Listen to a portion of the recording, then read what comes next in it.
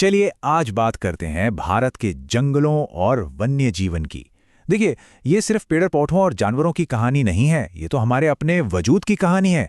एक बहुत ही नाजुक रिश्ते की कहानी जो अब खतरे में है। तो आइए समझते हैं कि इसे बचाने के लिए क्या कुछ हो रहा है।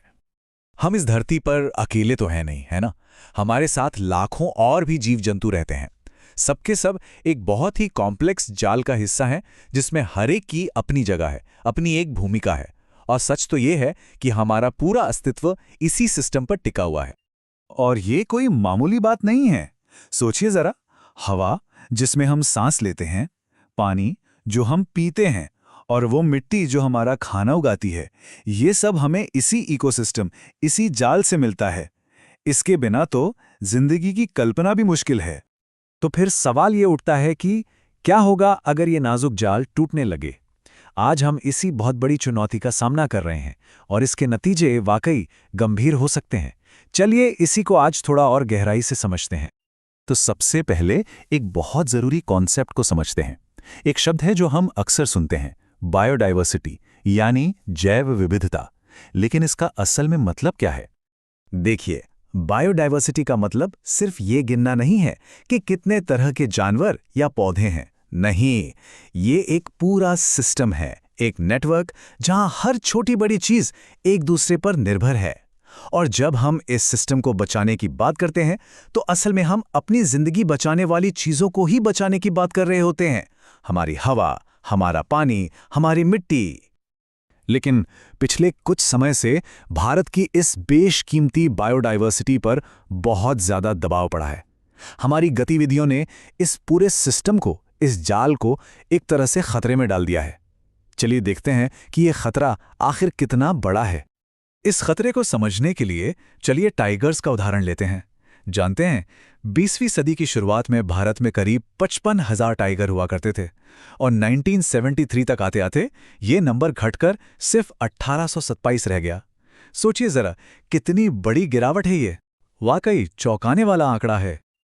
और इस जबरदस्त गिरावट के पीछे कई वजहें थी। गैरकानूनी शिकार, उनके रहने की जगह यानी जंगलों का कम होना और उनके लिए शिकार की कमी।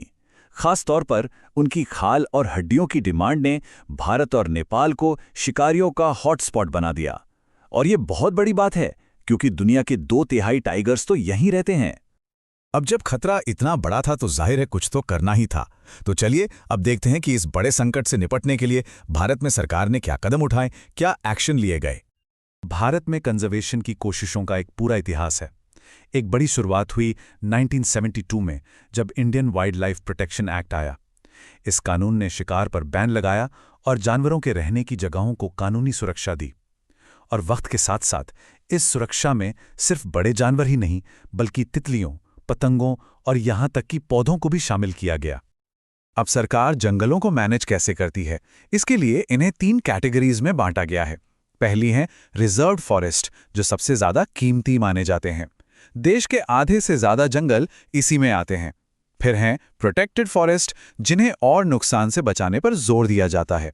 और बाकी हैं अनक्लास्ड फॉरेस्ट। ये बंटवारा तय करने में मदद करता है कि कहां ज्यादा ध्यान देना है। और यहां एक बहुत जरूरी बात समझने वाली है। प्रोजेक्ट टाइगर जैसे जो बड़े कैंपेन है ना, वो सिर्फ टाइगर को बचाने के लिए नहीं है। नहीं, उनका असली मकसद है पूरे के पूरे इकोसिस्टम को बचाना। मतलब वो जंगल, वो नदियां और उनमें रहने वाला हर जीव, सबको बचाना। कॉर्बेट, सुंदरबन, सरिस्का, ये सारे रिजर्व इसी बड़ी सोच का हिस्सा हैं। लेकिन यहां एक सवाल उठता है। सरकार कानून बना रही है, नेशनल पार्क बना रही है, सब ठीक है, पर क्या सिर्फ इतने से काम चल जाएगा? क्या सिर्फ सरकारी कोशिशें ही काफी हैं? या फिर इस कहानी में कोई और भी हीरो है? तो चलिए अब बात करते हैं उस ताकत की जिसे अक्सर हम भूल जाते हैं। लोकल कम्युनिटीज, यानी वो लोग जो जंगलों में या उनके आसपास रहते हैं। कंजर्वेशन में उनका रोल बहुत बड़ा है और सच कहें तो कई मामलों में असली हीरो तो वही हैं।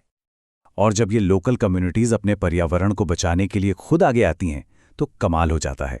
जैसे सरिस्का में माइनिंग के खिलाफ गांव वालों की लड़ाई, या अलवर में जहां गांव वालों ने खुद के नियम बनाकर जंगल को बचाया। और चिपको आंदोलन को तो कौन नहीं जानता। ये सब जमीनी जीत की शानदार कहानियां हैं। ये जो तस्वीर है ना, ये इन आंदोलनों की आत्मा को दिखाती है। चिपको आंदोलन ने सिर्फ पेड़ों को कटने से नहीं बचाया, उसने ये भी साबित कर दिया कि जब लोग खुद मिलकर अपने इलाके के पेड़ पौधे लगाते हैं तो जंगल को फिर से जिंदा किया जा सकता है। अच्छा, सरकार ने भी कम्युनिटी की इस ताकत को पहचाना है। 1988 में ओडिशा से एक प्रोग्राम शुरू हुआ, जॉइंट फॉरेस्ट मैनेजमेंट यानी JFM। ये सरकार और लोकल कम्युनिटीज के बीच पार्टनरशिप का एक बेहतरीन मॉडल है। इसमें एक गांव के लोग फॉरेस्ट डिपार्टमेंट के साथ मिलकर जंगलों को मैनेज और प्रोटेक्ट करते हैं। और ये JFM प्रोग्राम इतना सफल क्यों है? क्योंकि ये एक विन विन सिचुएशन है। गांव वाले जंगलों की देखभाल करते हैं और बदले में उन्हें जंगल से मिलने वाले फायदे जैसे फल फूल, जड़ी बूटियां, इन सब में हिस्सा मिलता है। मतलब जंगल का संरक्षण सीधा सीधा उनकी रोजी रोटी से जुड़ जाता है। अब चलिए कंजर्वेशन के एक और भी गहरे और पुराने रूप की बात करते हैं। एक ऐसा रूप जो किसी कानून या सरकारी प्रोग्राम से नहीं बल्कि हमारी परंपराओं और मान्यताओं से आता है। भारत में प्रकृति की पूजा सदियों से होती आ रही है और ये आज भी कंजर्वेशन का एक जिंदा सबूत है। भारत में कंजर्वेशन सिर्फ कानून की किताबों में नहीं लिखा, वो लोगों के दिलों में, उनकी आस्था में बसा है। जैसे सेक्रेड ग्रोव्स, जिन्हें देवताओं का जंगल मानकर कोई हाथ नहीं लगाता। कई आदिवासी समुदाय कुछ खास पेड़ों की पूजा करते हैं, जैसे मुंडा और संथाल लोग महुआ और कदम के पेड़ों की। राजस्थान में बिश्नोई समाज तो काले हिरन और मोर को अपने परिवार का हिस्सा मानते हैं। ये गहरी आस्था ही इनकी सबसे बड़ी सुरक्षा कवच बन जाती है। गौतम बुद्ध ने कितनी गहरी बात कही थी, पेड़ उसे काटने वाले कुल्हाड़ी बाज को भी छाया देता है। ये बात हमें याद दिलाती है कि प्रकृति हमें बिना किसी शर्त के सब कुछ देती है, तो क्या उसकी रक्षा करना हमारा फर्ज नहीं बनता? तो इस पूरी चर्चा से हम क्या सीखते हैं? सबक बिल्कुल साफ है। असली और लंबे समय तक चलने वाला कंजर्वेशन वो सिर्फ ऊपर से बनाए गए नियमों से नहीं हो सकता। ये तभी कामयाब होगा जब लोकल कम्युनिटीज को इसका हिस्सा बनाया जाएगा, क्योंकि जंगल के असली रखवाले तो वही हैं। तो आखिर में ये सवाल हम सबके लिए है। सिर्फ सरकार या कानूनों के भरोसे बैठने के बजाय हम अपने लेवल पर अपनी कम्युनिटी के साथ मिलकर अपने आसपास की इस दुनिया को बचाने के लिए क्या कर सकते हैं?